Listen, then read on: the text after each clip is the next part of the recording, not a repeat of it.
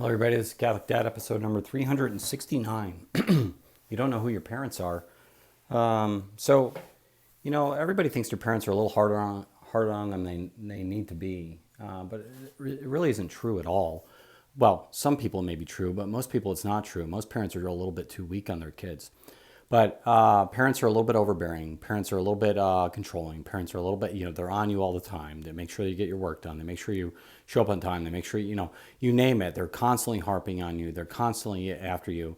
And parents seem overbearing and controlling. The other thing is when you have little kids in the house and parents are like literally all day working, making decisions, trying to make sure everybody's in the correct direction and they're taken care of, sometimes life gets a little bit stressful. And sometimes parents just don't seem like the funnest people on planet Earth. Was it Jim Gaffigan? He went to Disney World with his kids. He had 5 kids. And he said, now I know why dad is always so miserable. I'd rather be wiping my butt with $100 bills. That dad's always constantly planning, the finances of the family, always make sure everybody's taken care of and safe. Mom's always trying to do the opposite. Always trying to make sure everybody's taken care of and safe, but well fed and has everything that they need, so on and so forth.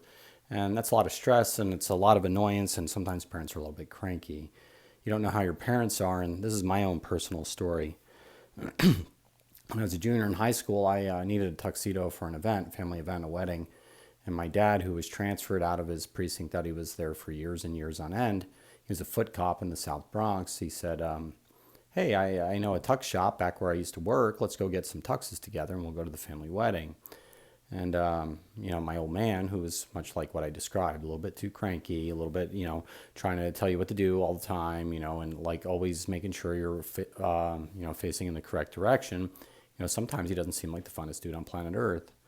But my dad, he walked onto that avenue in the South Bronx, and we went to go to a tuxedo shop together. And some people said, "Oh, hey, it's Paulie. He's back. Paul's back." And my dad was saying hi to people and everything else. People started like talking and whatever else. We went into the tux shop. We got measured for tuxes and we came back out, and there were a bunch of people on the street, old ladies kind of hugging me and kissing me, saying, if you're a son of Paulie, you're a son of mine. People giving me food, that, the prodigal son had returned home. And they were really happy that the street cop, was back, the one that protected him for so many years and took care of him. And, you see that and you're like, holy cow, this man was a pretty respected dude. And yet he's my dad. That's kind of interesting like that. And the other thing is one time I was going skiing when I was a high school kid. I was going to this mountain, and my mom said, I knew a lady that used to work in the ski shop there. Her name was let's say Susie. If you go to the ski shop, say hi to her and just say you know me. Well, anyway, so I showed up and I I bought my ticket and everything, and I went to the ski shop. I said, "Is Susie here?" And she looked at me and she said, "I'm Susie." And I said, my mom is blank, And she said, "Wow, well, your mom, one time I was in a really dark place and she pulled me out of a deep ditch. And the only reason I'm here today is because your mom, she's like the greatest person on planet Earth. Are you skiing today?" I said, "Yeah." And she said, give me your skis. We're going to take care of you today. We're going to, tune them up, wax them, do everything you want. It's all on me. And, you have no idea how great your mom is.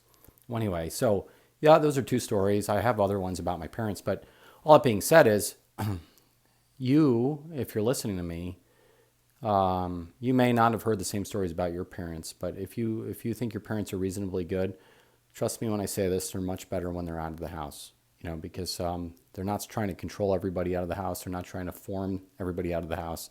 They're out there being themselves, like operating businesses, taking care of their communities, taking care of the people around them. And I can guarantee you, people like your parents a lot more than you do. And so if you're a young kid, listen to this and you think your parents are overwhelming, it's only because they love you, I promise you. And the rest of society thinks they're actually pretty good. And so anyway, I just wanted to say that to you because a lot of people, teenagers in particular, have a hard time with their parents. But their parents probably are not just reasonably good people. Their parents, if they have a hard time with them, probably are great people, because parents that are willing to step up to their teenagers and try to form them into good people probably have a bunch of integrity and a bunch of virtue. And I think that the kids that think their parents are difficult probably need to recognize that and realize that they may think their dad's a little too hard on them. They may think their mom's a little too hard on them. They may think that their parents have a little too much stress in their life. But the bottom line is your parents are not who you think they are. They're hard on you because they love you. They're hard on you because they care about you.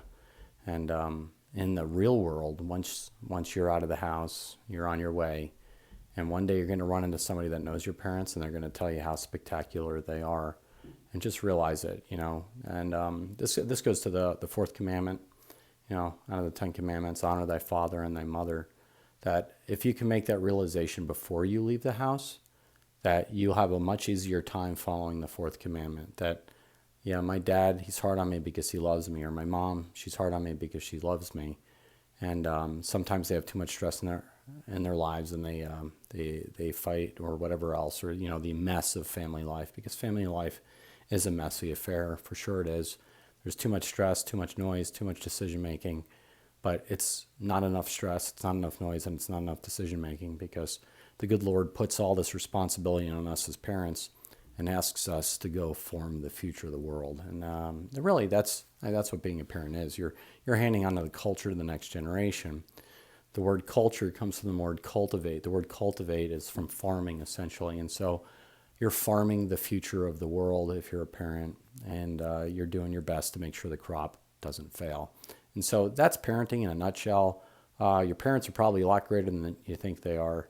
And so honor them. Honor thy father and thy mother, even if you think they're stupid or dumb or awful or oppressive to you.